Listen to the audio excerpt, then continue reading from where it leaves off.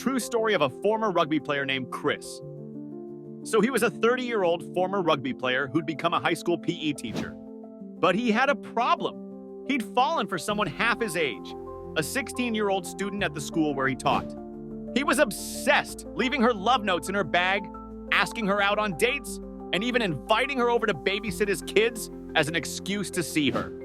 Eventually, they began secretly dating and got intimate. When students started having issues at home, Chris invited her to move in as a full-time babysitter.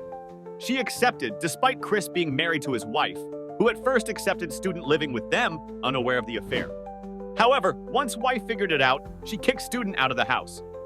Chris was furious, and he and wife started fighting frequently. Despite wife's attempts to save their marriage, Chris remained fixated on student. Amidst this turmoil, Chris allegedly devised a plan to end the love triangle permanently. The exact details are unclear, but one night, he allegedly took wife to a remote coastal area north of their town and murdered her.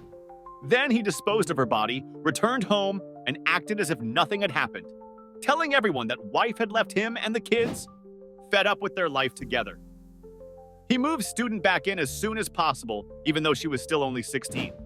Weeks passed, and wife's friends and family began to question her absence, insisting that she would never abandon her kids. After 6 weeks of public pressure, Chris finally reported wife as missing, claiming she'd likely joined a religious cult.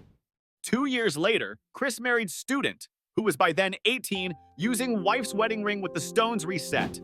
It seemed as though Chris had gotten away with murder. He and student stayed together for 9 years before divorcing. Seemingly resentful, student went to the police and confessed that although she had no solid proof, she believed Chris was responsible for wife's disappearance and probable death. The police and prosecutors did a cursory investigation, but determined there wasn't enough evidence to pursue charges. Despite this, every few years, law enforcement would revisit the case, hoping to gather new information, even creating a special unsolved homicide unit to investigate. But it wasn't until an investigative journalist known here as Head became interested that things took a significant turn. Head had been following this story for years and proposed creating an in-depth podcast to share his research. His bosses agreed, and Head set out to gather interviews, documents, and other evidence. After 6 months of investigation, he released the first episodes, which quickly became a hit, downloaded millions of times. The newfound public interest generated leads as people came forward with new evidence. So Head extended his podcast from the planned 8 episodes to 17 to keep up with incoming information. Eventually, the special task force that had started years ago wrapped up their work, allegedly finding enough evidence, thanks to public interest and the new information Head's podcast had gathered. Chris was finally charged with wife's murder 36 years after she had gone missing.